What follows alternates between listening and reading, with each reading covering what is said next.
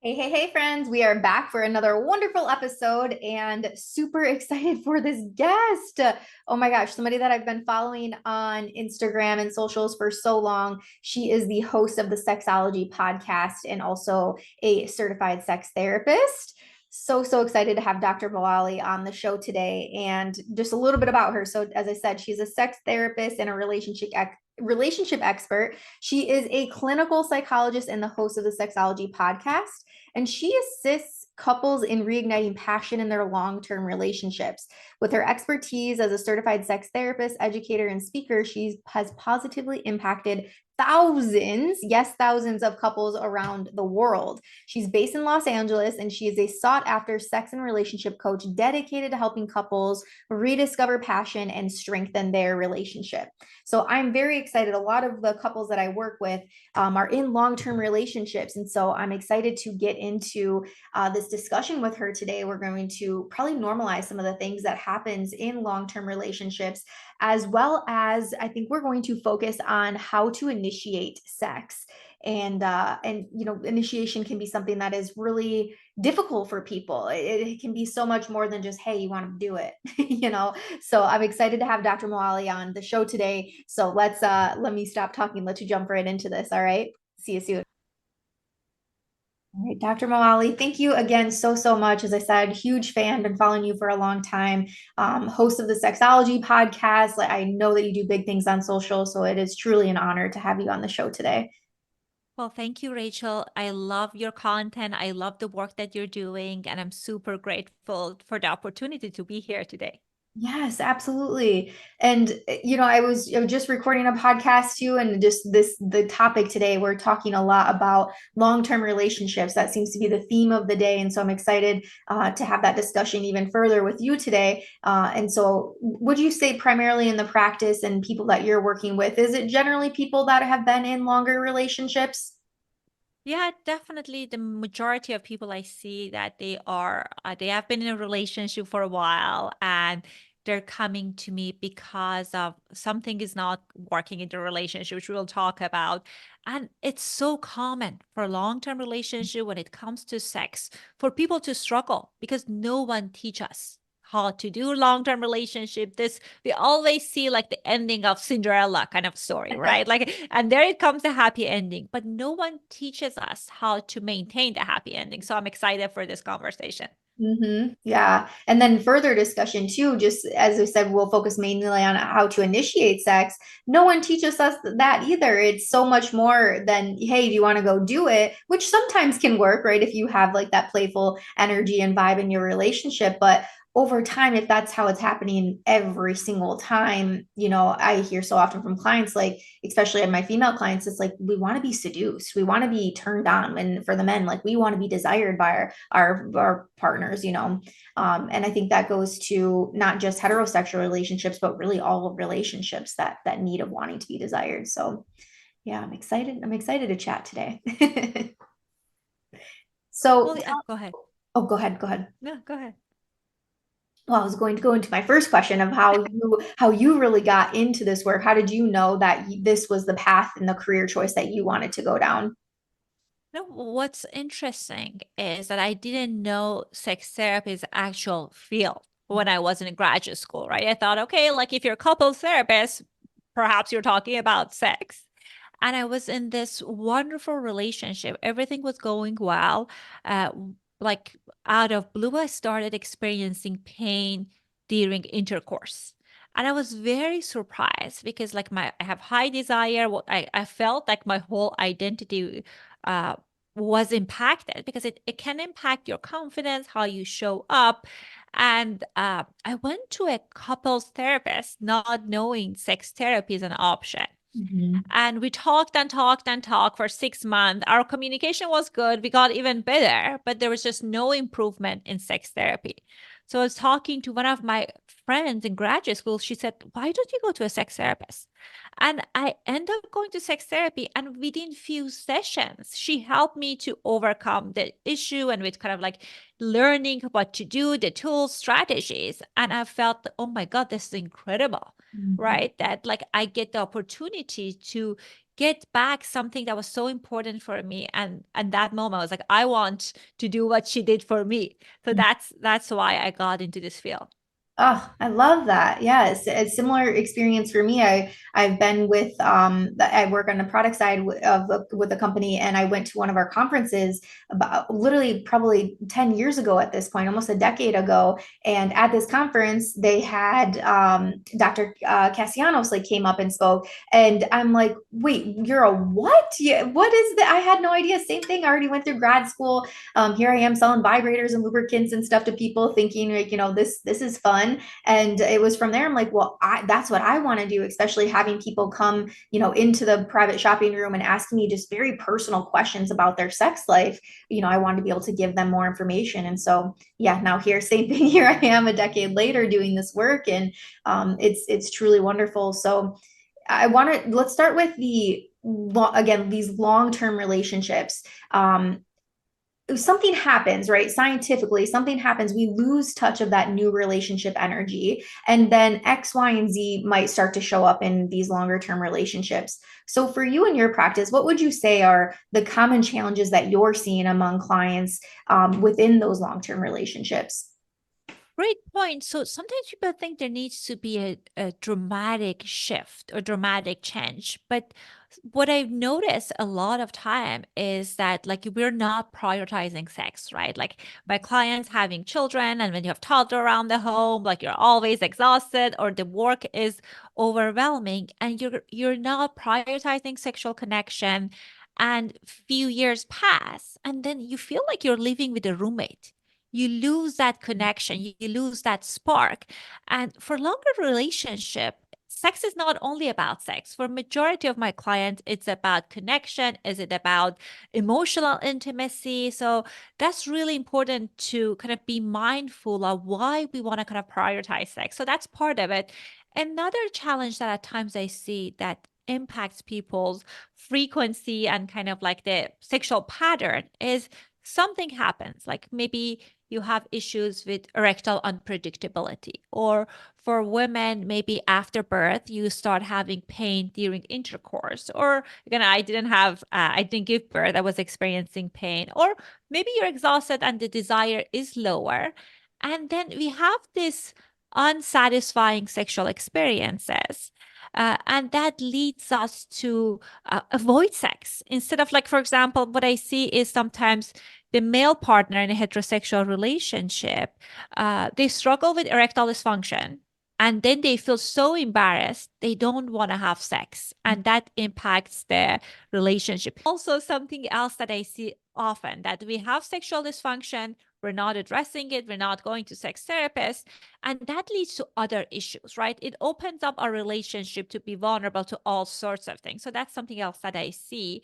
The other thing that you mentioned, Rachel, that's just so important is kind of like knowing that it's common for majority of people to kind of notice that after new energy dies down, like it's healthy for you to put an effort. Anything worth having in life requires effort. So, in order for you to have healthy connecting sexual experiences, you have to kind of like make sure you are taking steps to make sure that you are connecting with your partner in that way. Hmm. Yeah. And I think of it, if I get a new shirt, right, and it's like it's shiny and it's new and I want to wear it all the time. And then over time, it's like, okay, well, I'm kind of getting used to this shirt. It's lost its flair, it's lost its pizzazz. And then I get a new shirt and now I'm really excited about that shirt, right? I think it's similar with our partners, and not saying go and get another partner, but bring in new things, right? In our beginning of our relationships, there is so much of that fun and excitement and curiosity, and you're learning each other and you're trying new things, figuring each other other out, and then we fall into that space of comfort, right? The autopilot or autopilot space rather is what I refer to it as. And yeah, the roommate syndrome starts to set in. And so you mentioned prioritizing sex, and I fully agree with you. I think so often it's just we're doing the dishes before we'd rather have sex with our partners, so what tips would you have specifically if you were speaking with somebody about how to prioritize sex? What would you tell them how to do that? Well, I tell people to think about what is the meaning of sex for you and your partner, right? So it's not about kind of experiencing orgasm, which orgasms are great, but it's about, for many people, the meaning is connection. For many other people, could be adventure. It could be feeling desired. So that's really important to kind of like think about it and talk about it with your partner. And that can help you to feel motivated to take steps, right? I'm thinking about, okay, this is important. This is a value that I have. Maybe kind of intimacy, emotional intimacy is important for me. And I know this is connected to that. And then after that, what I'm huge on is kind of setting aside for intimate time with your partner. I know when I talk about scheduling sex, people start to kind of like, they change their facial expression, thinking about, oh my God, if I want to schedule sex, I don't want to have sex and it's not sexy. And I tell them, you know what's not sexy? Not having sex. Mhm. Because in reality, when we are in longer term relationship, we have busy lives, we have commitments, we have our children, all sorts of things. And it's really hard to find a window that you both are turned on. But if you have this specific space for erotic connection, it doesn't need to be like, oh, we're going to have intercourse Sundays at 10 a.m., right? It's just a matter of this time we are connecting with each other from lover to lover perspective. Like maybe we're doing an erotic massage, or maybe we're kind of like wearing something sexy and chat and see where it takes us. So that's also very important. Yeah, great tips. And I agree. I get similar looks when I talk about scheduling sex. And I really think it does come down to a mindset. What is your mindset around scheduling sex? Because for me and my partner, we have a tool that we connect on a weekly basis to see where in our schedules, where in our weeks can we prioritize time for us. And we've now coveted this thing called No TV Tuesday. So every Tuesday, it's our screen-free day, and that is our night every Tuesday to be able to connect with each other. And now, right, technically that's scheduling sex, that's scheduling time. But for me, Tuesday is literally my favorite day of the week because I know that we're engaging in that. So again, I think that's where it depends on how you look at it. And I have another couple that I'm working with clients, and they call it prioritize intimacy to help, because schedule kind of gave them that ick, but prioritizing pleasure is what they call it in their relationship. So play with the words. I think that's another helpful thing too, if the word schedule just gives you that sort of pent up feeling. Wonderful. Okay, so yeah, again, normalizing some of these things that happen in these longer term relationships.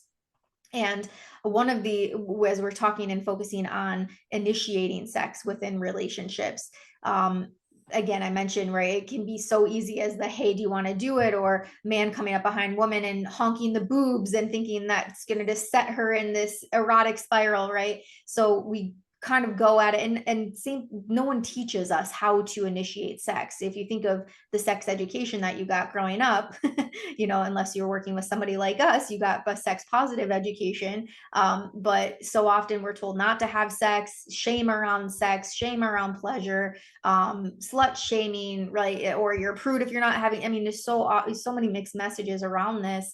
But certainly you weren't taught probably how to achieve orgasm, and you definitely weren't talked about how to talk about sex with your partner. So let's dive into that. What do you have for us around initiating sex? Well, for majority of people, when they come to me, like they're struggling with initiating sex, it's often that they had that new energy experience initially, right? The sex is spontaneous. You both are in the mood. You've been thinking about it all week, and then it comes easy.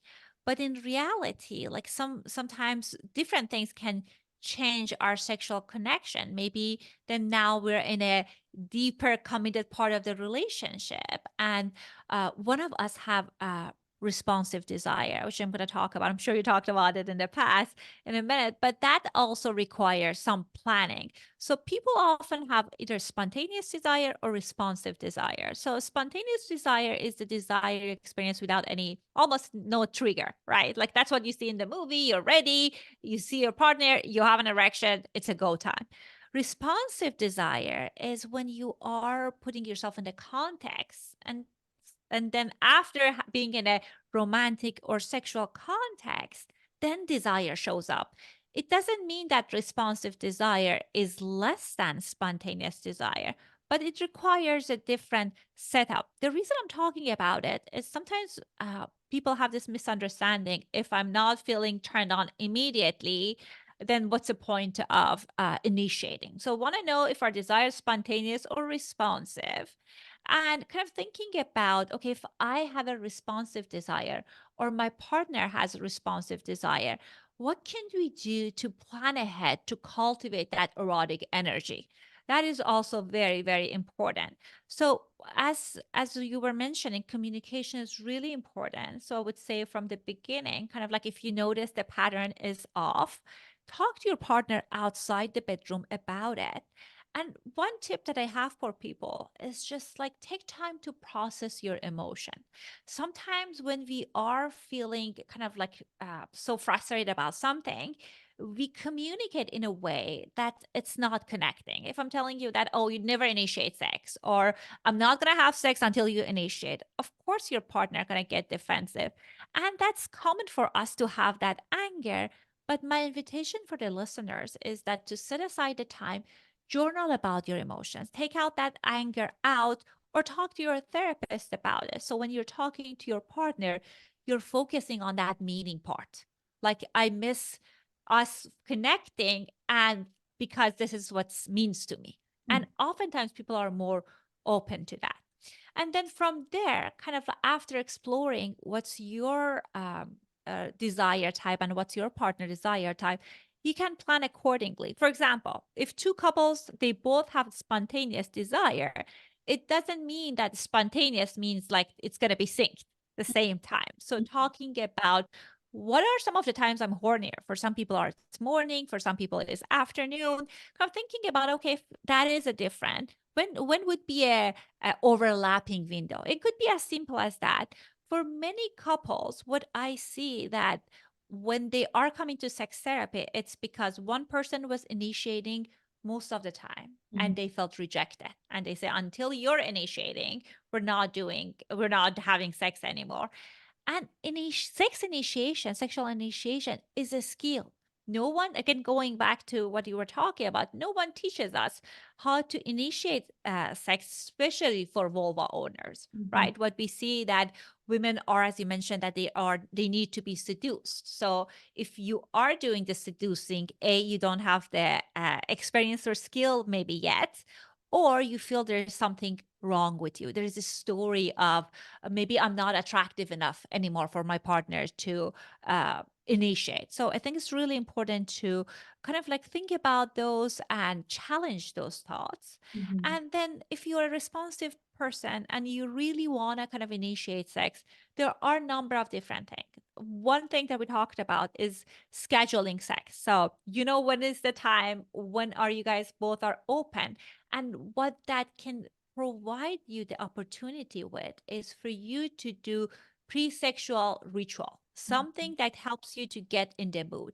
It could be reading erotica, maybe even it's about grooming. I know many of my clients, vulva owners, women saying that we are not in the mood because just we feel our body is not ready. And that could be something as easy as like you take a shower, maybe you experience solo pleasure in the shower, and then you feel more in the mood. So giving yourself opportunity is really, really important.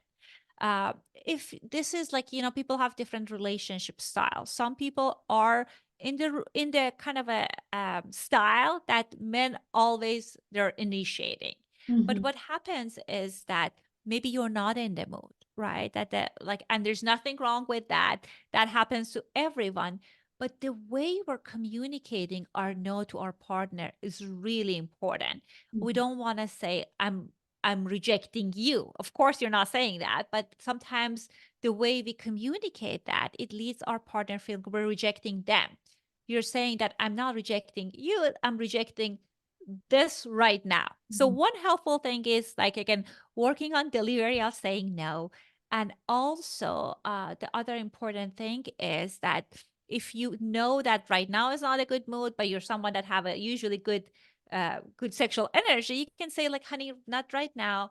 Uh, let's explore it tomorrow. So like there is sometimes that you can offer them that I will be open if that's truly that you know yourself and you know this is a transient situation.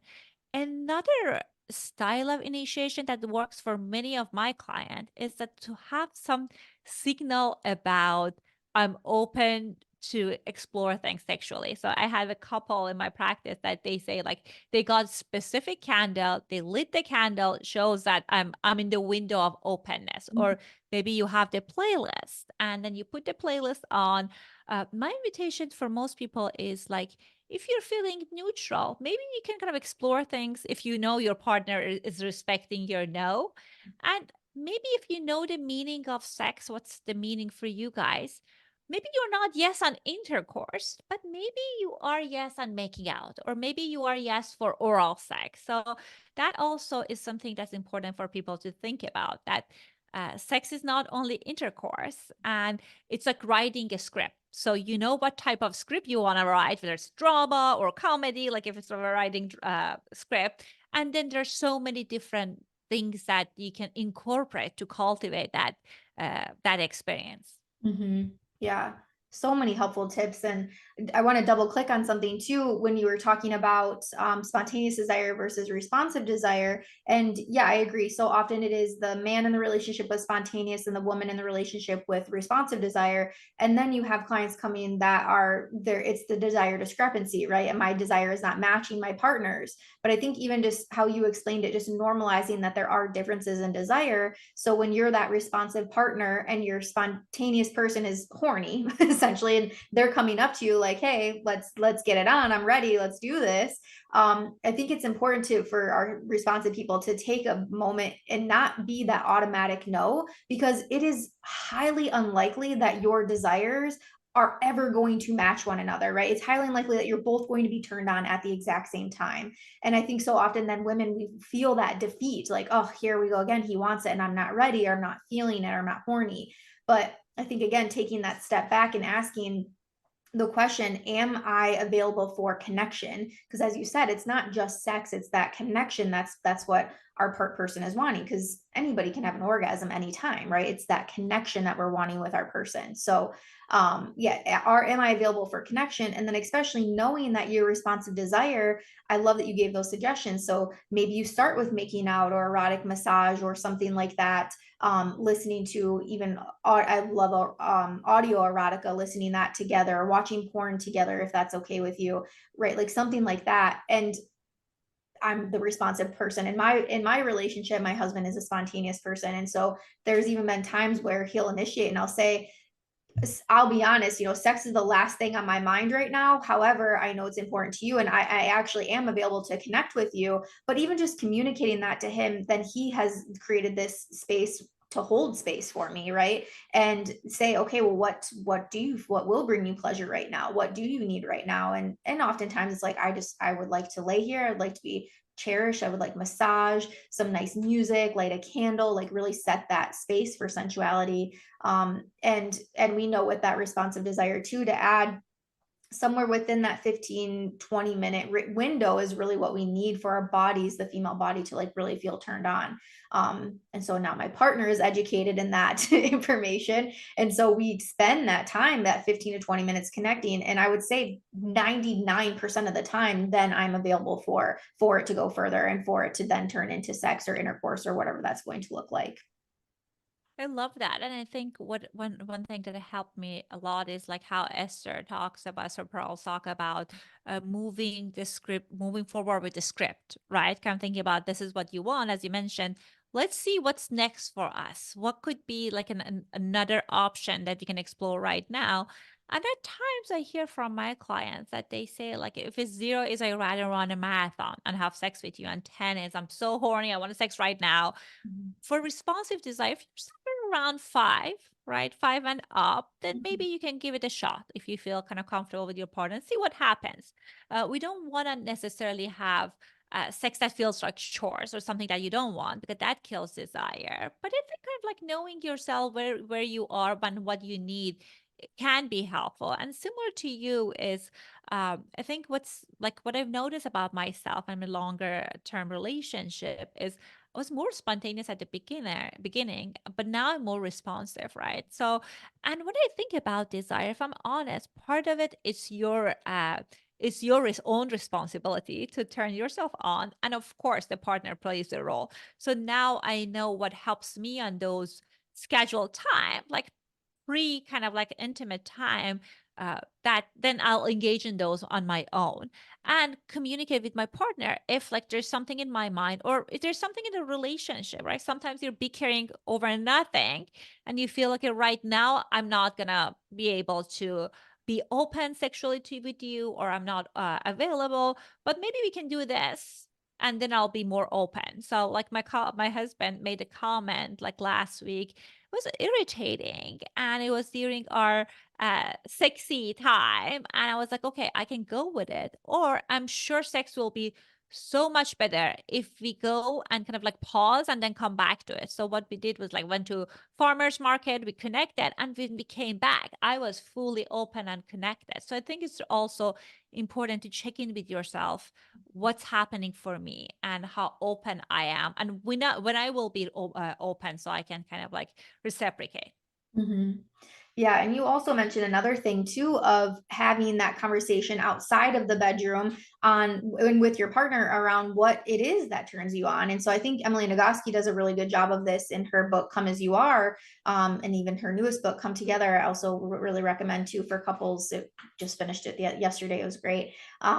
And she talks about the accelerators and the brakes. And so I think too for people, if you can have this conversation and coming at it from kindness, compassion. I'm not coming at it defensive or irritable, right? It's just open curiosity conversation. And if you know what your breaks are, right? If I have a break on hygiene, right? If my partner comes in stinky, just mow the lawn, right? Maybe not. For some people, that could probably be an accelerator. But if that's my break, then what would be the opposite of that? They're probably just getting out of the shower. They smell good. They're wearing cologne. I can smell his body wash, things like that. So having discussions like that, but so often too, to double click on that part, I think so often when we're initiated sex by our partners, we pull up all those breaks and list all of those reasons why now is not a good time to have sex, right? It's very easy to do that. And sure, you probably could be doing a million other things rather than having sex. But I like how you highlighted what is it that you actually get from sex, and to shift your focus then on what are my accelerators, and focusing and bringing up that list. Okay, my accelerators, and can you yourself actually create more accelerators for yourself, or it doesn't have to be all the pressure is then put on our partner to be responsible for that. Absolutely. And desire discrepancy, different desire type can be one of the factors, right? Sometimes people come and tell me that, like, I have desire, I just don't want to initiate with my partner. And as you mentioned, curiosity is the key. Mhm. Get curious. When did you notice that? Because like, initiation is very vulnerable. Sometimes I hear from my clients that, oh, I wore this sexy lingerie, I initiated, I don't know, last year and during my honeymoon sometimes, and my partner wasn't enthusiastic, or maybe my partner didn't read the cue, and then I felt so rejected and wounded. Now 5 years later, 10 years later, or 20 years later, I'm not initiating. So I think it's very important to kind of explore that and talk about those wounds with your partner. We all have frictions, conflict in the relationship.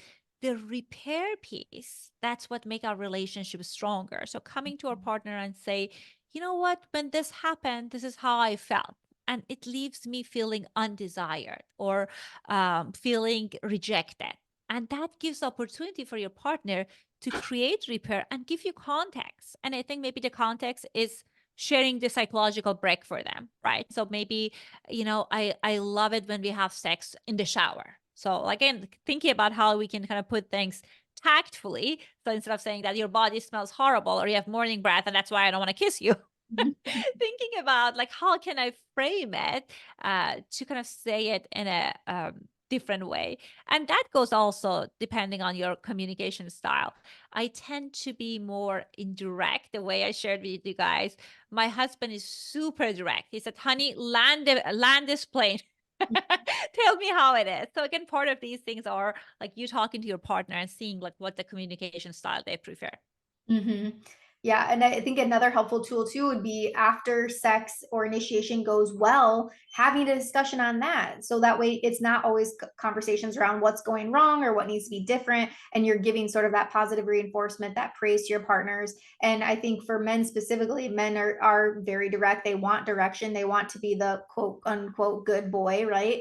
And so tell them, hey, like when you did this the other day, like that got me really turned on. Or if it is sort of that pillow talk after intimacy and you're recapping sort of that exact event and just saying like, wow, that was hot how you picked me up in the kitchen, or you said, hey, you told me, hey, you've been doing a lot today, why don't you take some time, go do your bath, do your pre-sex ritual, right? Like get yourself ready and I'll be waiting for you when you get in the bedroom, something like that. So just being sort of that confident leader into intimacy.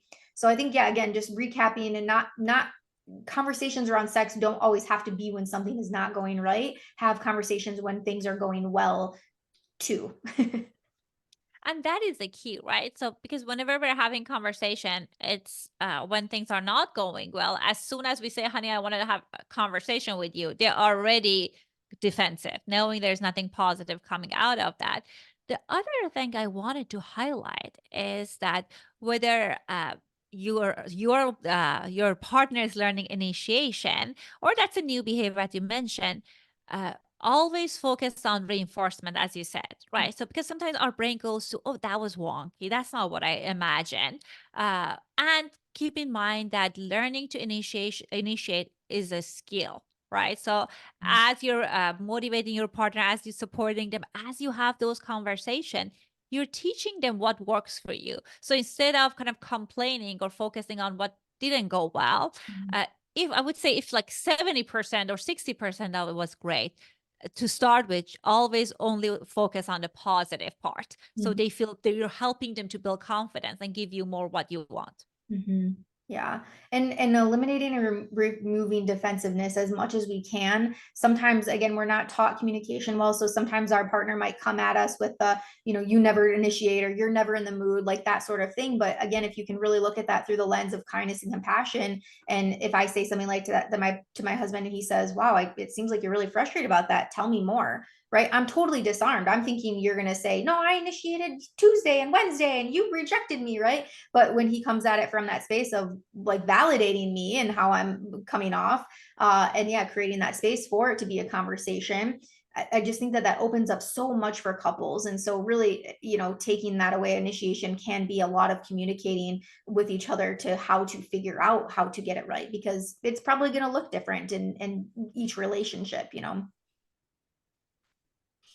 Absolutely, in different phases of life, it could look different. And one thing that's really important if you have a communication, I love the heart to heart, those wonderful connecting conversations, but you want to have an action plan, right? If you say, oh, yeah, I'm going to initiate more, and then you leave it at that, it might not be helpful if that's a conversation you had in the past.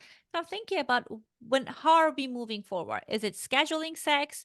Is it about kind of like creating sexy conversations, like adding spice the add the spice in the relationship outside the bedroom? Or maybe you tried all of that. You guys made promises for years or months and it's not moving forward. It doesn't mean you're defective, your partner's defective. Means that like you have to bring a consultant, and a sex therapist is that consultant. They can help you. Okay, this is like I can see that these parts that are the part that you can improve on. And that is also, I can imagine, Rachel, you'll see the same thing. Sometimes with sex therapy, I feel like people might get benefit after a few sessions because just could be fine tuning few parts. Of course, it could be a longer term work as well, but that is also something that can be available to people if they're interested. Yeah. And that's, yeah, I think this whole conversation has been wonderful. And really, I appreciate you coming on the show, talking about this, doing the work that you do again, because it creates that space for people to get help around this stuff. Because again, there's not many of us out there. Yes, it's a growing field, but as you said, when you went into become a couples therapist or a couples counselor, you thought, oh, we'll talk about sex, but you probably didn't get a lot of sex education in that versus going through, some sort of ASEX certified program or, program specifically about sex. So, yeah, I think we really gave a good explanation of initiation and again, things that come up in long-term relationships, gave some really helpful tips on the show today. And I'm curious, like for you to share how can people find you, work with you, find your social media, your podcast, all of that. Well, thank you, Rachel, for having me. This was definitely a pleasure to have you to be on your show and have this opportunity to chat with you. People can check out my show. It's called Sexology Podcast. I've been doing it for 7, 8 years now. So wherever they're listening to this show, they can search for that podcast episode. My podcast episode. I have a weekly show that I talk about science and sex and pleasure. And also, people can find me on Instagram. My handle is Sexology Podcast. I read all the direct DMs. So I would love to meet your audience and hear from them about their perspective, their challenges. And again, thank you so much, Rachel, for having me on your show. Yes, thank you again so much.